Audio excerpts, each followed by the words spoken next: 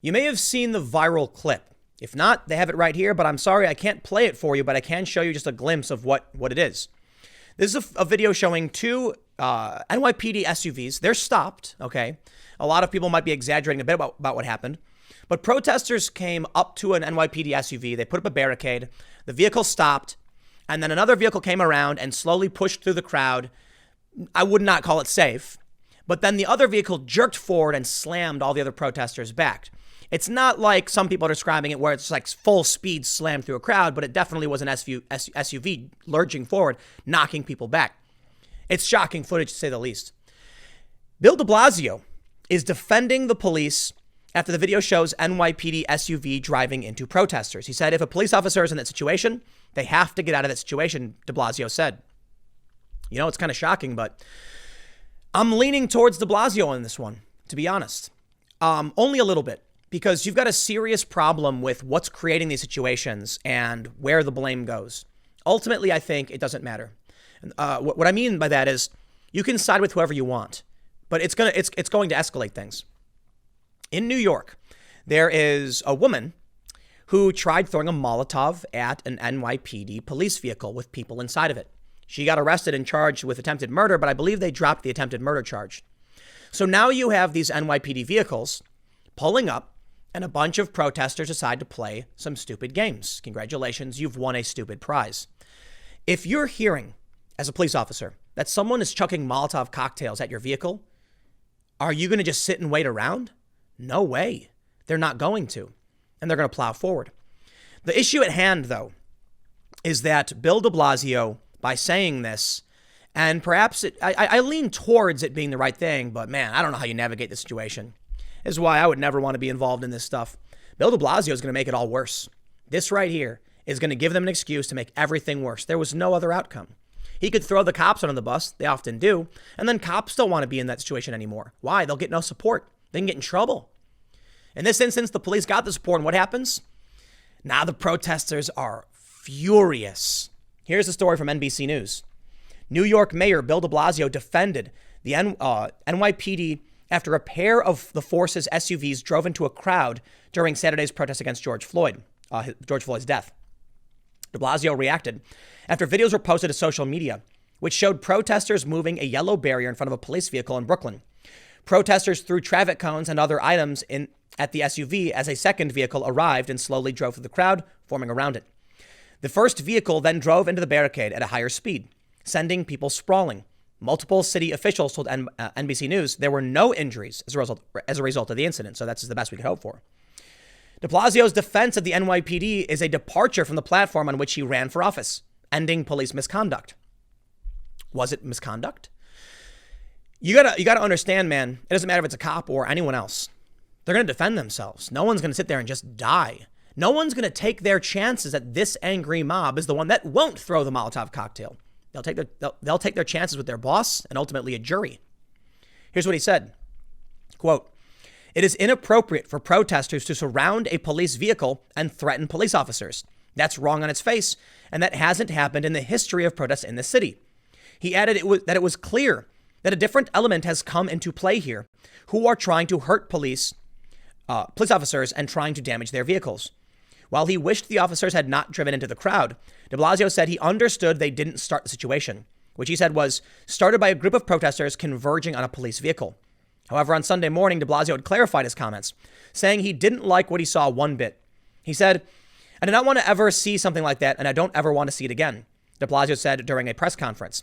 "And clearly we need to do a full investigation and look at the actions of those officers and see what was done and why it was done and what could be done differently."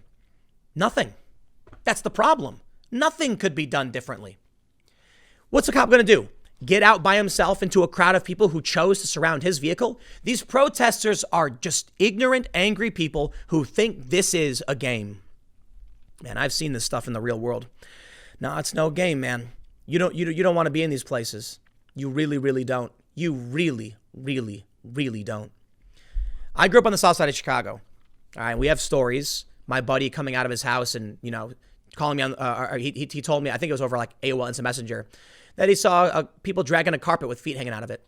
I've heard stories of people walking down the street and you see people running down the street firing guns. And that's normal life in Chicago.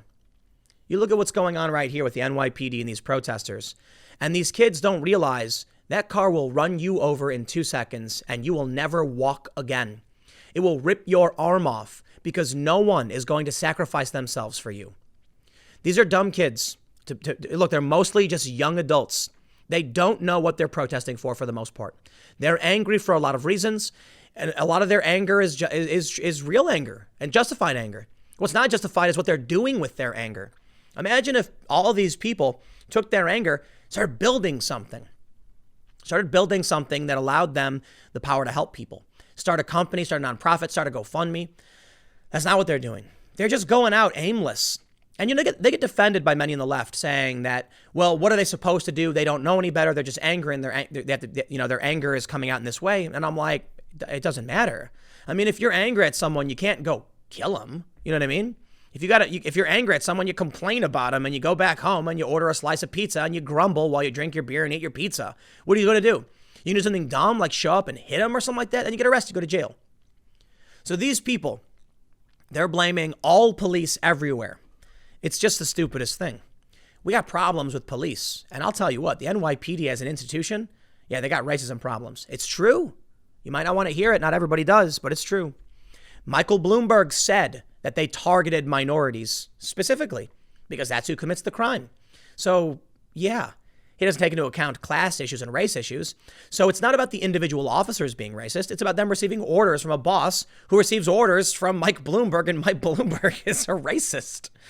So then you end up with all of these problems and people protest.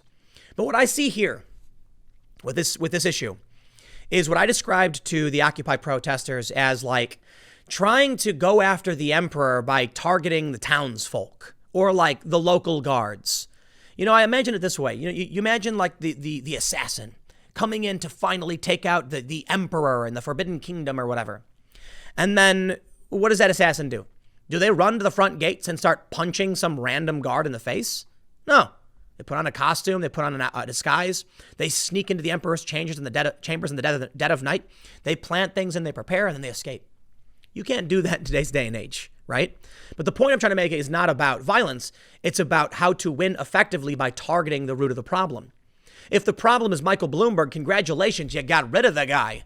And you got in Bill DeBlasio, who's supposed to be this great progressive. Now, if he's not good enough, you got to get somebody else. The problem is the problem you see isn't seen by everybody as being the world's biggest problem. And you can argue that's because it's the minorities that are being targeted. Thus, they can't get anything done because not enough of the other faction will do anything about it. In which case, there are other things you can do to be effective at getting to the root of the problem. Not clashing with the cops, but maybe doing other things, general strikes, civil disobedience. If you can't muster the support for this, there's nothing you can do. That's really what it is. The way I try to explain it to these activists is, if you find yourself in a fringe minority, you should look in a mirror and ask yourself why that is. Why it is that people don't see what you see. Why it is they don't agree with you. And if you can't get the support from any of them to change these things, you could be wrong. Or worse still, maybe they just don't know and the change won't come and there's nothing you can do about it. That sounds scary, but that's just not true. The saying is that, what is the saying? Never let it be said that a small group of dedicated individuals can't bring about change. Indeed, it's the only thing that ever has. You can make a difference. You can make a difference by targeting the system through legal and normal means. Just because you don't know how, or just because you don't know, just because you don't know how, or you think it's impossible, doesn't mean it is. It's absolutely possible. It can be done. They say the rioting works. They say, look, it got the guy arrested. Yeah, well, now what? They're still calling for more. And how many people had to die for it to work? You want justice for one person who lost their lives. We all do. But now we have 3 dead people. And one of them was a cop who was minding his own business, guarding a building, doing his job. How is that justice? It's not. There's so much you can do. But if the first thing you need to do, if you don't have support, is try and get the support. Not jump in front of an SUV and then get surprised when the SUV drives forward. Cars drive forward.